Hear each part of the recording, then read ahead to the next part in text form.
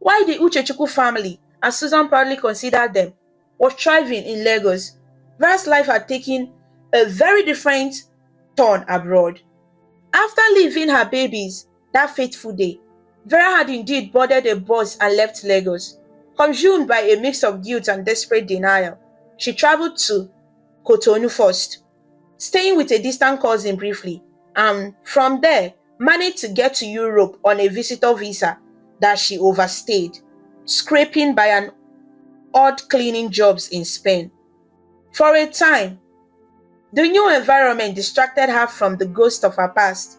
The bustling tourist-filled street of Barcelona was so far removed from Lagos that she could almost convince herself she was a different person entirely.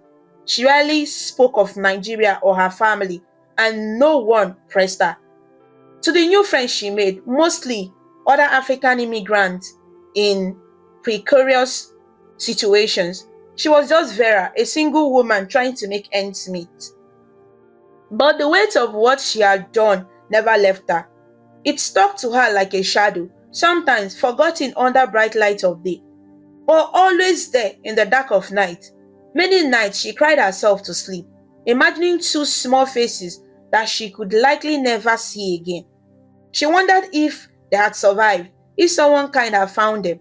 Often, she thought of Susan but was too ashamed to reach out. What could she say? How could she face her friend after that betrayal? Life in Europe was not the golden dream she might have hoped for. Without legal status, she lived in constant uncertainty. She married a Nigerian man she met in a bid to secure her stay, and out of longing for genuine connection. His name was Kunle, and at first, he seemed like a caring soul. He knew nothing of the twins she had had. That was a chapter of her life she kept locked away. They had a son together, little Tayo, and for a brief period, Vera felt she had been given a second chance at motherhood. She doted on Tayo, pouring into him all the love she had withheld from David and Destiny, trying to redeem herself through the child. But her relationship with Kunle deteriorated when she lost her housekeeping job and money grew tight. Frustration led to fight, and Kunle eventually walked out, leaving Vera as a single mother in a foreign land. Struggling to raise Tayo, Vera cleaned houses and washed dishes in restaurants under the table. She faced discrimination, loneliness, and the constant fear of being caught by immigration. Times where she couldn't even parent, moving from couch to couch of acquaintances. As Tayo grew, he began to ask about Nigeria. Vera would tell him stories, carefully curated, nostalgic stories of Lagos, the taste of juicy mangoes from street vendors, the thunder of Yoruba drummers at weddings, the glow of the sunset over the lagoon, the lively banter of people that could turn strangers into family in minutes. She made Lagos sound like a place of wonder because in her heart, despite everything, it was home.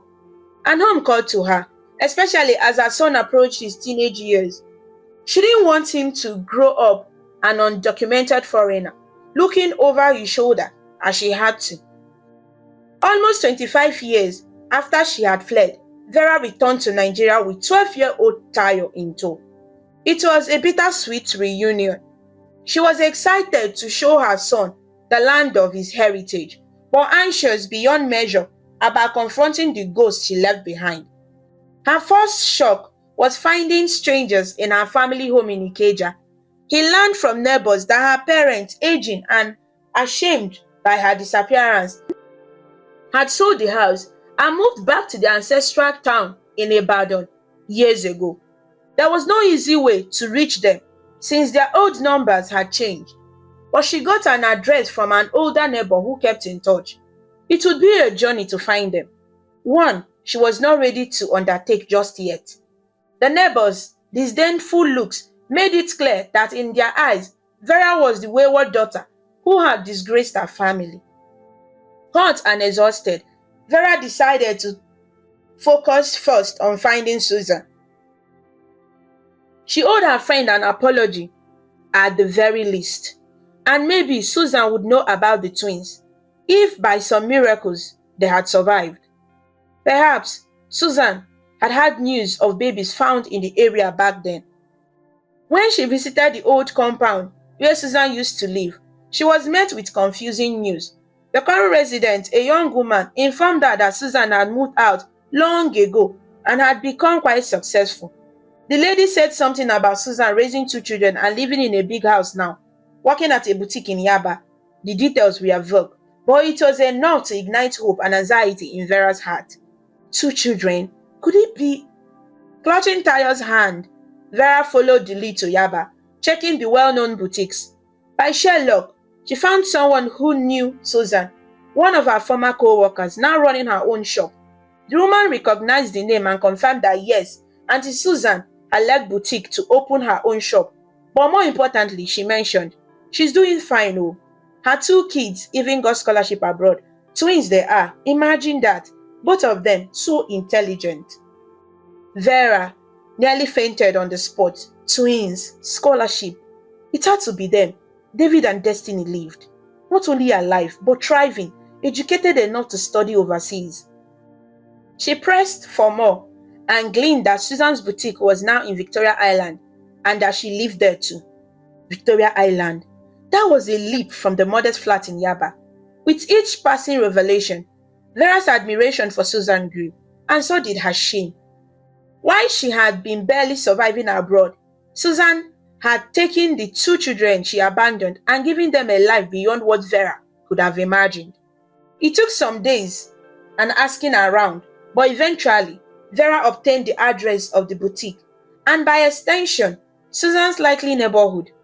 The day she planned to see her, she dressed in her best clothes, a simple but neat dress, and made sure Tayo was presentable. He didn't fully understand the gravity of this visit, but he sensed it was important to his mother, so he stayed close and quiet. They arrived at the boutique in VI in the morning, only to find it closed with a sign reading, "Closed for family events, back tomorrow." Next door, a shopkeeper mentioned that the owner was having some big celebration at her house today. Apparently, she had moved into a new place recently. Not to be deterred, Vera asked for the home address. The shopkeeper was hesitant, but a small tip loosened his tongue. With that scribbled address in hand, Vera hailed a taxi. Now, standing at the gate of a lovely house that matched the address, Vera felt her heart might leap out of her chest. Through the bars of the gate, she saw the garden and heard faint laughter and music, sounds of gathering. A banner visible through the foliage said congratulations in bright letters. It took all her courage to approach the security guard at the gate. "Good afternoon," she greeted nervously. "I'm looking for Susan Uchechukwu." She wasn't sure if Susan had taken a married name, but likely not. The guard eyed her warily. There was a small party going on, clearly, and he was under instructions not to let just anyone in. "Madam, do you have an appointment or an invite? This is a private event." Vera swallowed hard, her mouth dry. "No, but I'm an old friend. If you could just tell her that Vera is here to see her, please. It's very important." At the mention of Vera, the guard's expression changed subtly, as if he recognized the name. He looked at her over more carefully. Vera realized she probably looked like a tired middle-aged woman with a warm dress, far from the polished guest likely inside. Perhaps he doubted her claim. "Wait here," he finally said, deciding it was safe to check than to be wrong. He went inside. It felt like an eternity for Vera. She held Tayo's hand so tightly, he winced. The boy whispered, "Mama, are you okay?" She forced a tiny smile for him. "I'll be okay, my dear. Just stay close to me, okay?" Inside the house, Susan was in the kitchen wrapping up some leftovers to send home with a friend when John, the guard, tapped on the window. "Madam," he said quietly, "there is someone here asking for you. She says her name is Vera." Susan's hands froze mid-action. The name sent a jolt through her. Vera. It had been so many years. Emotions welled up, anger, shock, and even a bit of pity. She had long wondered if this day would ever come and what she would do.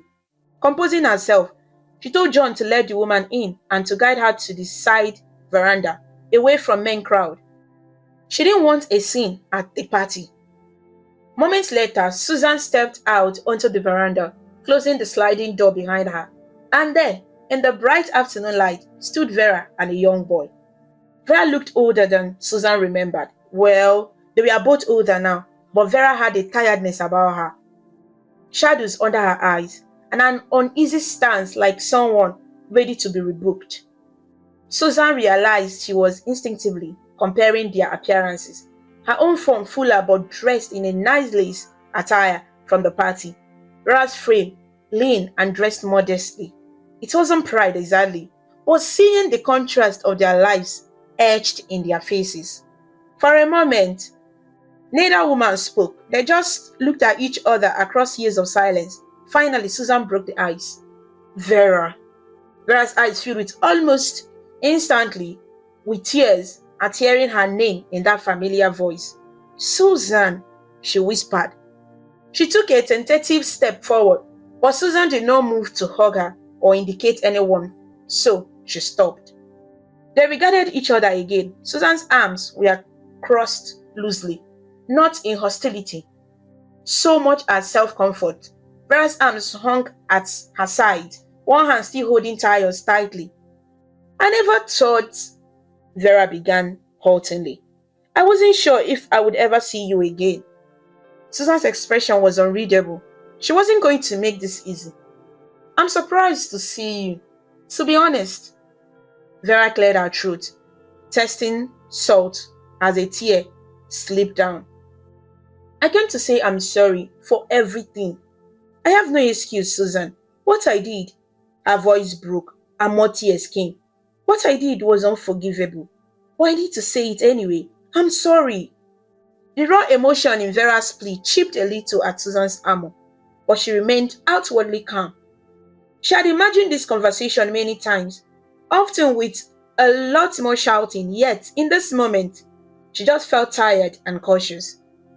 I don't think you came all this way after so long just to apologize, Susan said coldly. What is it you really want, Vera? Vera shook her head quietly. No, that's not. Yes, I wanted to apologize, but also. Her eyes flitted behind Susan towards the murmur of the party and perhaps the possibility of glimpsing her children. Also, I was hoping, praying to see the twins, to know them, if they. She couldn't bring herself to phrase it as a question, in case the answer was not what she hoped. They are alive, Susan answered, the unspoken query. They are fine, more than fine actually. You choose a fortuitous day to visit. We are celebrating them buying me this house. They are very successful. Relief and joy flashed across Vera's face. They are here? My children. They are here right now. Susan's jaw clenched at the phrase, my children. She stepped forward, voice low and firm. You lost the right to call them that the day you left them in the garbage like unwanted scraps. Vera flinched, as if slapped. I know, she said quickly. You're right. I forfeited that right. But it doesn't erase the fact that I gave birth to them. And not a day goes by I haven't regretted what I did. Susan sat Vera's face. Regret was there, undeniably. But regret alone couldn't wash away the past. Regret? She said softly. Doesn't change what happened. Do you have any idea what could have become of them if I hadn't found them? They could have died, Vera. 2 innocent newborns, dead because their mother was scared. At this, Vera broke down fully. The weight of that reality had never left her, and hearing it aloud was resurrecting. She covered her face, sobbing. I know. I can never forgive myself. I was so young, Susan. So scared. It doesn't excuse it, but please try to understand. I do understand, Susan interjected, her voice rising. I understand that I too was young, maybe not as young as you, but young enough to not have planned for any of this. Yet I stayed. I stepped up because someone had to. And thank God I did. Because those children are incredible. They have made something of themselves. Vera wiped her face, massacre smudging. Tayo edged closer to her, looking nervous in this adult's confrontation. Susan's eyes flicked to him. She realized this boy must be Vera's son too, from letter. He had Vera's eyes. I'm glad, Vera managed between her sobs. I'm so grateful to you, Susan. You have always been a better mother to them than I could ever be. I see that. I thank you. I didn't do it for you, Susan replied coldly. I did it for them. They deserved a chance. An awkward silence fell. Inside, someone called out, Susan, we need more drinks. It was Ada's voice. Susan held up a hand towards the sliding door in a 1-minute gesture. Taking a deep breath, she turned back to Vera, who had regained a bit of composure, though tears still glistened on her cheeks. Look, Vera, Susan said, more gently now but still resolved. I don't want to cause a scene here with guests around. We can talk quietly and figure out how to handle this. All you need to know, David and Destiny, they consider me their mother. I consider them my children. I raised them. I was there all the moments you missed. To them, you are essentially a stranger. Every word, though calmly spoken, was like a spear in Vera's heart. She nodded slowly. I understand. I don't expect them to see me as their mother, or to love me or anything like that. If they would hear me out once, I would like to explain myself, apologize to them, even if they hate me. I can live with their hatred, just not their ignorance of why I wasn't there. Susan's eyes narrowed slightly. And what exactly would you tell them? That you love them but still left them? How do you explain that to a child in a way that doesn't mess them up? Vera was silent.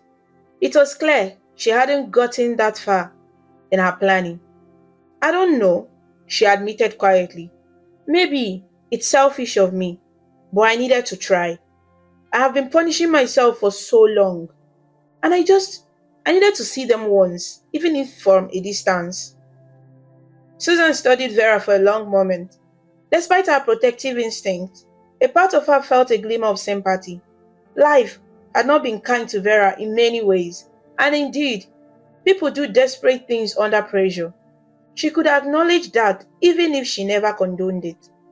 But her priority was David and Destiny. How would seeing Vera affect them? They were no longer children. They were 25 years old adults now. Perhaps they could handle it. But she didn't want to risk their happiness on a surprise reunion that could dredge up old pain or confusion. However, she also knew hiding Vera's arrival was not an option, especially with Ada and a few others around who knew the story. Better to control the narrative herself. Alright, she said finally. Wait here, I'll bring them. Vera's breath caught. Thank you, she said fervently. Susan held up a hand. Don't thank me yet. This may not go how you hope.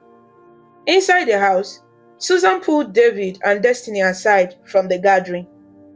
Along with Ada for support, she informed them in a low voice that Vera had shown up. Both of them were stunned into silence, glancing at each other as if to confirm they had heard right. She wants to see you, to apologize, Susan explained. The question is, do you want to see her? If not, I will send her away. Destiny's face had gone pale. She's here? Now? Susan nodded. David put an arm around his sister instinctively. What do you think? He asked Destiny gently. It was clear he was processing it himself but concerned for her reaction. Destiny was quiet for a long moment. She had imagined meeting her biological mother before, but usually in distant, almost storybook ways, like if she ever found her in trouble and could rescue her, or just bumping into a stranger who turned out to be her. This confrontation at her celebratory party was jarring. I want to see her, Destiny said at last, determination growing in her eyes. I have things I want to see. David looked at his twin, reading her feelings as only someone deeply connected could. He nodded. Yeah, me too. Ada offered to come for moral support, but David shook his head. Thanks, Auntie Ada, but this will handle it. Susan felt both pride and protectiveness. She guided the twins to the veranda door. I'll be right inside if you need me, she assured them. She wasn't abandoning them to Vera's mercy, but she also sensed they needed to face this on their own terms as adults. Vera stood from the bench when she saw them approaching through the glass. Her heart pounded as the door slid open and they stepped out. She hadn't seen them since they were hours old. Now they were grown and so beautiful. She recognized the shape of Destiny's face, like hers when she was younger, and David's eyes were Tunde's unmistakably. Her babies, alive, successful, standing in front of her. It was a miracle and a penance all at once. For a moment, nobody spoke. Destiny and David took in the sight of the woman who had given birth to them. To them, she was indeed a stranger, familiar only from an old photograph Susan had kept from school days. Yet, there was an odd sense of deja vu in Destiny's mind. She had seen her own eyes in the mirror every day, and they were on this woman, full of tears. It was Destiny who broke the silence. So, you are Vera. The tone was cold. Vera felt a stab but expected no less. She nodded, finding it hard to speak under Destiny's steely gaze. Yes, I am. I'm your mother. She stopped herself as Destiny's expression hardened further. I mean, I gave birth to you. I won't claim the right to call myself your mother in the way that matters. David stepped forward just slightly, as if shielding Destiny. Why are you here now? He asked. His voice was calm, but had an undertone of controlled emotion. I came to tell you how sorry I am, Vera said softly, her eyes darting between them, drinking in their features. And to explain, if I can, though nothing truly justifies what I did. Sorry, Destiny echoed, a tremor in her voice, which she tried to mask with anger. You are sorry that you abandoned two newborns in the trash? Or sorry that we survived and grew up without you? Vera winced. I deserve that. I'm sorry for everything, for abandoning you, for leaving you to fate. It was a horrible, unforgivable thing. I have lived with that guilt every day. David's face, so like and unlike his sister's, remained stoic. And what would you have done if our fate had been different? Would you even be here if we hadn't turned out successful, as you probably found out we did? His words struck at the core of Vera's doubt about herself. I would still be here if I found out you were alive, she insisted. Though in truth, she wasn't sure she would have had the courage if they were not doing well. But she have dared disrupt their lives if they were struggling. Or would shame have kept her away? She liked to think she would still seek them out, but David's implication that it seemed opportunistic wasn't lost on her. I didn't come to ask anything of you, Vera continued quickly. I don't want money or even a relationship if you don't want that. I just needed to ease you, to beg for your forgiveness, even if you won't give it. To tell you that my actions were about my own weakness, not any lack of love for you. Destiny's eyes flashed. Love? You dare use that word? You didn't love us. If you did, you wouldn't have left. Vera's tears fell anew. I understand why you think that. You have every right. Oh, I did love you, both of you. I loved you so much it terrified me. I was young and alone, and I felt I was destroying your lives and mine by keeping you. I convinced myself someone else could better care for you. And by the greatest fortune, Susan did find you and care for you. But it was a selfish, cowardly decision, one I will always regret. Destiny's composure was wavering, emotion strangling her throat. She had fantasized about this moment, perhaps yelling at Vera or asking a dozen of questions. But now she found herself nearly speechless with a confusing mix of anger and sadness. David spoke, his voice trembling despite his attempts to keep measured. Do you have any idea what it's like growing up wondering why your own mother didn't want you? I mean, we had Mama Susan, thank God, and she gave us everything. But in the back of my mind, I always wondered, was it something about us? Were we bad or cursed that you didn't even try? Vera stepped closer, though still a safe distance, and tentatively reached a hand out as if she longed to touch his face. But she didn't dare complete the motion. No, oh God, no. It was never about you. You were innocent babies, perfect and beautiful. It was me. I was broken and scared. I thought I was giving you a chance by leaving you, where maybe someone would find you and take you in. It was twisted logic. I see that now, but at the time I was not thinking straight. I felt I had ruined your lives already by bringing you into my mess. Destiny found her voice, sharp with the heart of a child who had cried secretly at night in her youth. So, instead of trying to rise to the occasion, you walked away, you threw us away. Each blunt word from Destiny was like a lash, but Vera accepted them. She nodded, sobbing, yes, I did, and I will forever be sorry. You should be, Destiny said, wiping her own tears angrily. Do you know how lucky we are that Mommy Susan took us?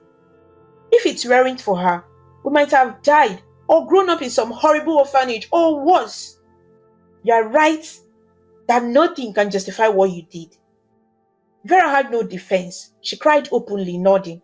You are right. I have no excuse.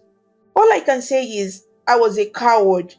I told myself I didn't deserve to be in your lives, that I would only cause more confusion or pain. By the time I even considered reaching out, so much time had passed, and I felt it was too late, that you would all be better off without me. Perhaps that was another cowardly excuse to stay away. I don't know. I was just afraid of facing what had been done. A hush fell. The muffled sound of the party inside seemed a world away. Here, only raw truth remained. Finally, David sighed. His eyes were wet behind his glasses. Well, we did have a good life thanks to Mommy Susan. We have grown up and made something of ourselves. If you were looking for relief from your guilt, you can have a little, just knowing we aren't starving or miserable. But I don't think you will find forgiveness so easily. Vera hung her hand. I understand. I don't expect it. Truly, I don't.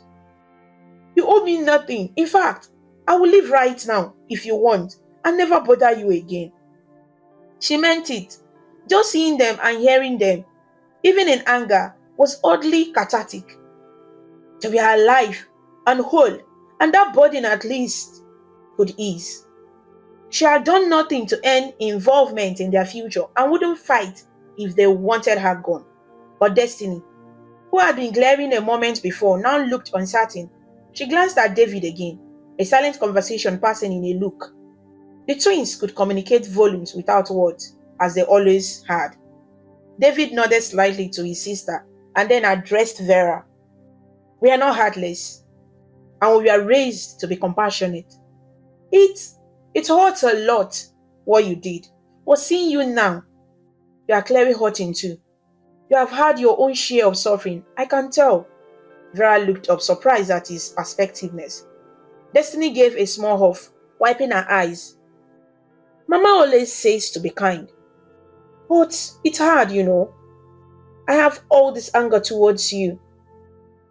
I know, Vera whispered. I'm so sorry. You keep saying that, Destiny snapped, then took a deep breath, trying to steady herself. In a calmer voice, she asked, So, You had another child, huh? She nodded towards Tayo, who had been silently clinging to Vera's side, wide-eyed at all the revelations. Is that half-brother? Vera put an arm around Tayo now, instinctively protective. Yes, this is Tayo. After I left, I went abroad. I got married and had him. His father left us though. It's just been me and him for a while. Destiny's expression softened just a little as she looked at the boy. Hi, Tayo. Say hello, Vera gently nudged him. Hello, the boy said quietly. He looked about 12 or 13, awkward at being in the middle of this emotional charged situation. I have heard a lot about you, he added shyly, surprising Vera. She didn't expect he had paid so much attention to her late night confessions and stories. At that, both David and Destiny managed small astonished smiles.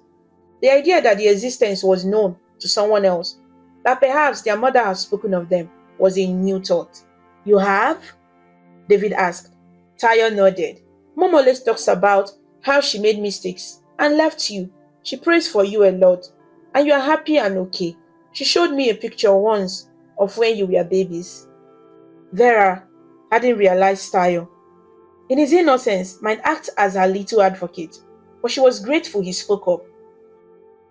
She had often thought he hadn't been listening, playing with his toys as she wept and rambled about the past in those dark nights abroad.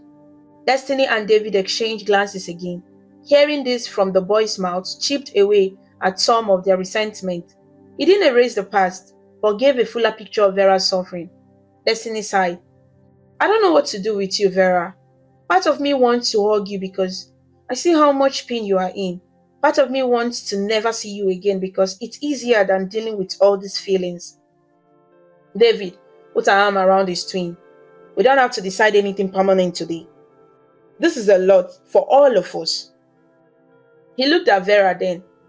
We weren't expecting you to show up, especially not today of all days. It's like this day was about celebrating what we have achieved. But now it's also about facing where we came from. It's a bit overwhelming. Vera nodded, wiping her face. I'm sorry, she said again. I truly didn't even know there was an event. I would have come on a quiet day, but I only just learned where Susan lived and I was eager. Destiny managed a weak chuckle. Our mama's proper name is Susan, but to us she's just mama or mom. Vera offered a tiny sad smile. I'm glad. She deserves that title. David cleared his throat. Look, it's probably best you leave for now. We need to process all this. And this party, it's not the right time to integrate you into our life or whatever. But maybe we can talk again in a calmer setting. Destiny looked at her brother, somewhat surprised at the olive branch. He shrugged slightly. We'll regret it if we don't at least hear her out more later. Maybe not today, Des.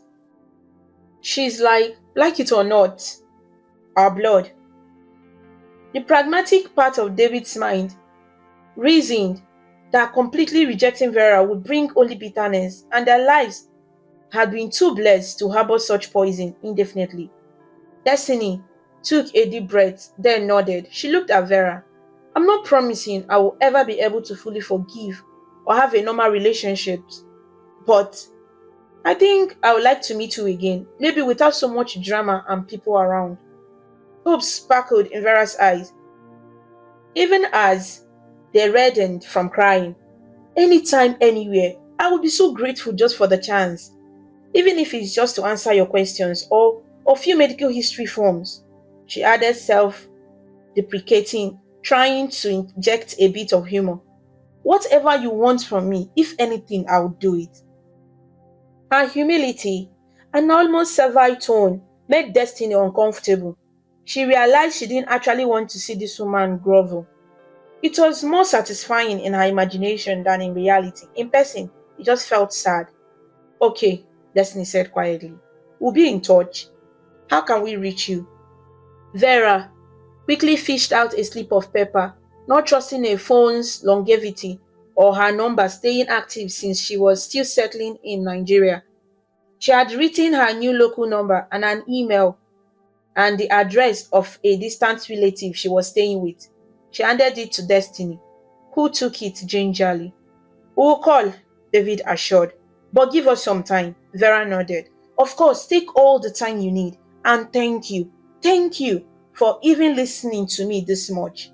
She then looked towards the house. "Please also thank Susan for me. I will want to speak to her properly, but I know today she's busy and—" Destiny cut in gently. "We'll talk to Mama. She'll probably want to speak with you when she's ready." It was clear Susan had intentionally allowed the twins to lead this interaction. Vera silently thanked her friend for that grace. Realizing it was time to go, Vera looked at them one last time. On impulse, she turned to her purse and pulled something out, two small objects. She stepped forward cautiously and offered one to each twin. They were tiny knitted booties, one blue, one pink, a bit yellowed with age. I knitted these when I was pregnant," Vera explained, voice quavering. "I kept them all these years as a reminder. I want you to have them, only if you want, of course." David hesitated, but Destiny slowly reached out and took both booties in her hand. Looking at them curiously, she passed the blue one to her brother. David stared at the little yarn shoe, and an unexpected emotion swelled in him. This was something tangible, proof that at one time Vera had prepared for them, had intended to keep them, perhaps. "Thank you," he said softly, "and he meant it." Destiny simply nodded, tucking the pink one into her pocket gently. Vera then backed up and took Tayo's hand again. She looked at them one last time. "I'm so proud of you," she whispered, "both of you. And I have no right, but I am. And I am so grateful to Susan for raising you into these remarkable people. May God continue to bless you." Destiny bit her lip, and David gave a faint, polite smile. "Take care, Vera," he said, stumbling only slightly over not calling her any sort of maudlin title. With nothing else left to say, Vera turned and left, her son in tow. Each step feeling both crushing and relieving after the weight of that encounter. She departed the house, and the gate closed behind them. A chapter that had been left open for so long had finally been read aloud. Inside, Destiny and David re-entered the house silently and found Susan waiting anxiously just inside the living room, where Ada was subtly directing guests to give the young ones space. When Susan saw them, she hurried over.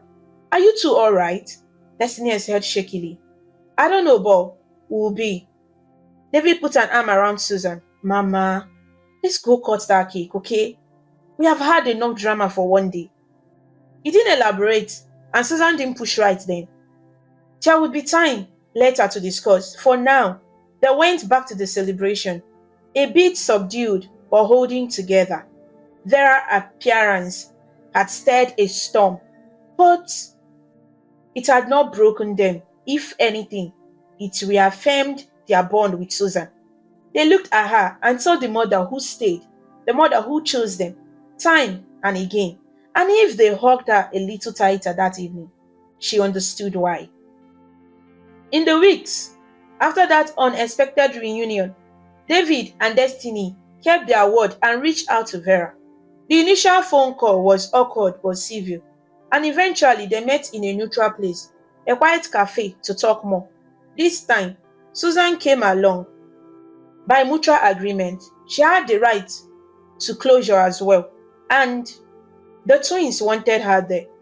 It was a tense but meaningful meeting. Susan and Vera spoke privately for a while, with Susan gently but firmly expressing her deep hurt and disappointment.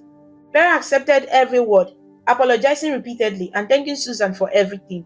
Eventually, Susan, who never intended to hold a lifelong grudge, forgave her in her own way. She touched Vera's shoulder and said, "What is done is done. Just be better from now on." The twins learned more about Vera's life story, which was both sobering and enlightening. Knowing that her journey had been far from easy helped them release some of their anger.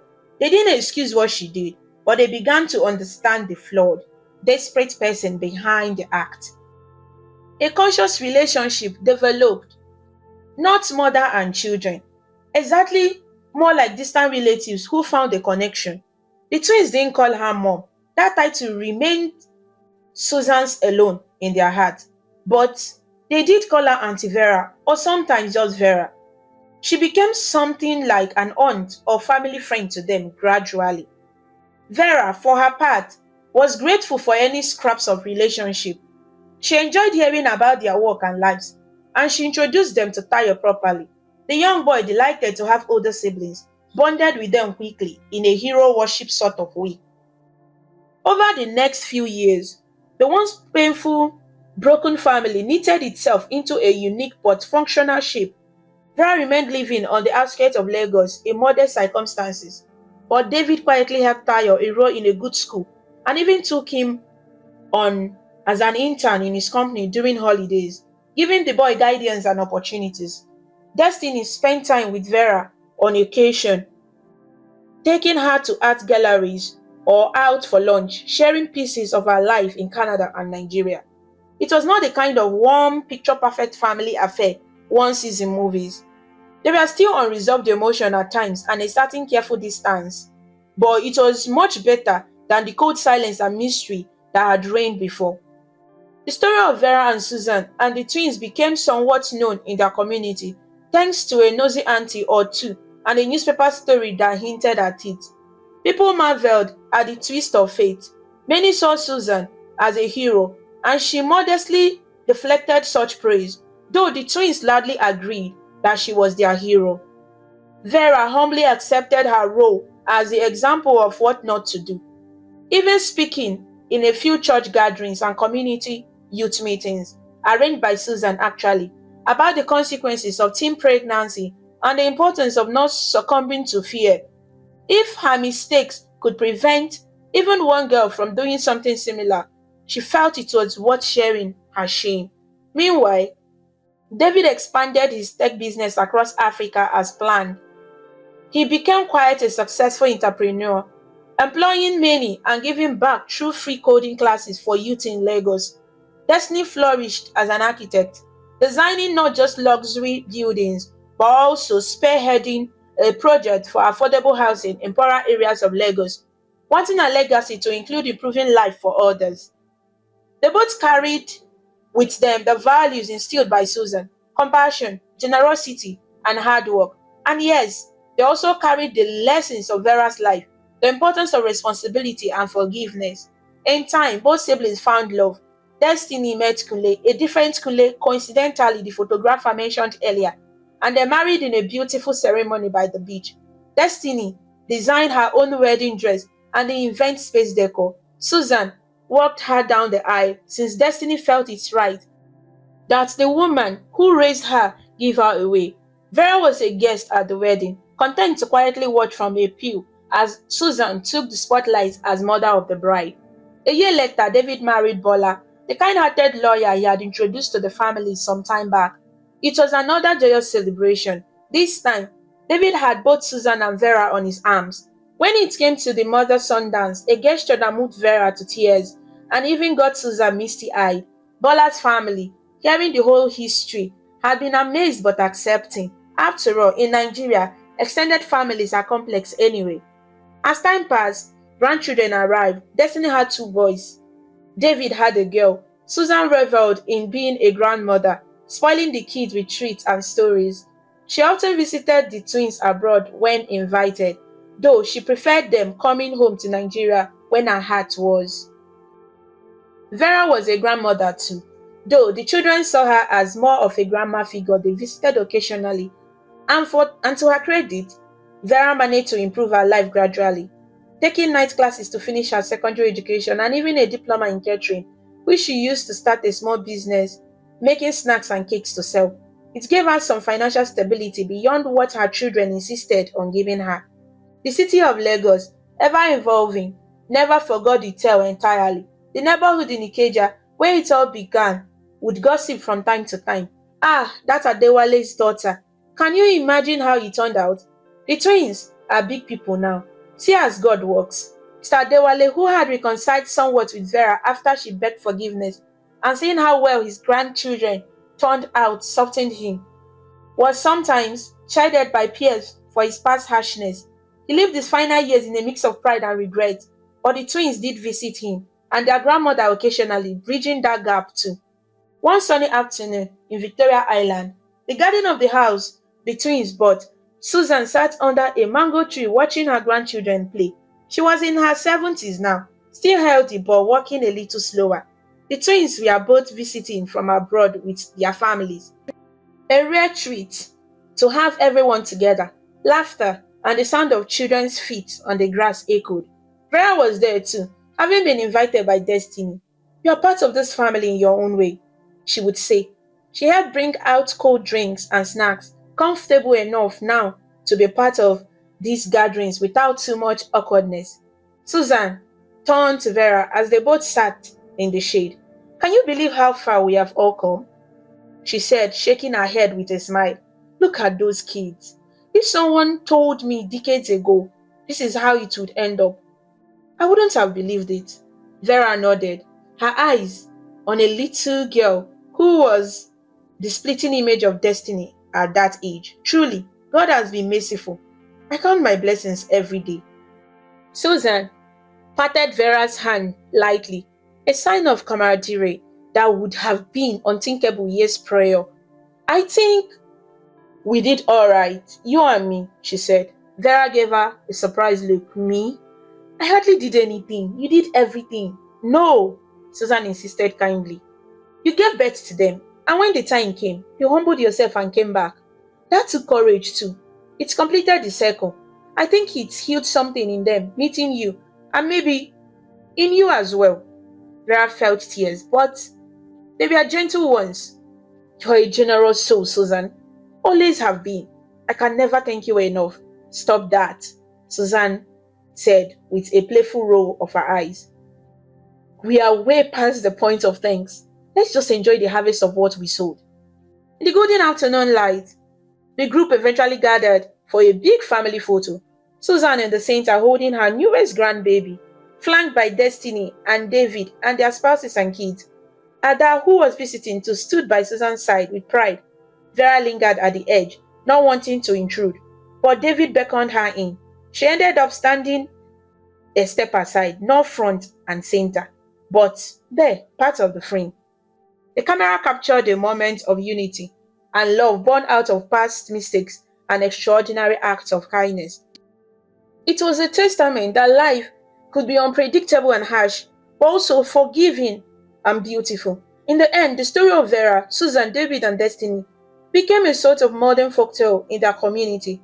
A story told to impart lessons that a single mistake need not define one's whole life, that family can be found in unexpected ways, that it's never too late to seek forgiveness, and that love, steady, sacrificial love, can truly conquer the greatest of odds.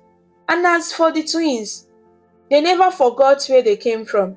They made sure their children knew the story of their birth, not to scare them, but to teach them about gratitude and compassion. It was a story with many sorrows, yes, but ultimately with a hopeful, happy ending. Each character had a second chance at life. Vera found redemption and a relationship with her children. Susan saw the children she raised grow into everything she dreamed and more. And David and Destiny, once left with nothing, gained not only success but a big, loving, if unconventional family. Lagos, city of hustle and heart, carried on buzzing with life. New dramas, new joys, everyday miracles happening in the sprawling metropolis. But for one family, it would always hold the memory of a warm afternoon that changed their course, and the many afternoons after that proved healing is possible. In their hearts and in their home, the lesson endured. Family is not just who shares your blood, but who shares your burdens and your dreams. Love is not just in words, but in actions over years. And no matter how dark a night may be, a new day can bring unimaginable light. Many years later, a young girl in Ikeja listened wide-eyed at her teacher as he told the story to their class. The teacher recounted the tale of two mothers, one by birth, one by fate, and the two children caught in between. She spoke of mistakes and forgiveness, of her friend's unwavering love, and of the remarkable outcomes that compassion can yield. That young girl went home and repeated the story to her parents over dinner. It made them all reflect on the values of forgiveness and kindness. The story of Vera and Susan had indeed become part of Lagos law, a reminder passed on to the next generation. It ensured that though the individuals might one day pass on, the lessons learned from their lives would guide others. And so, the legacy lived on, not in sorrow or shame, but in the inspiration to be better, to love more generously, and to never lose hope in the possibility of redemption and second chances.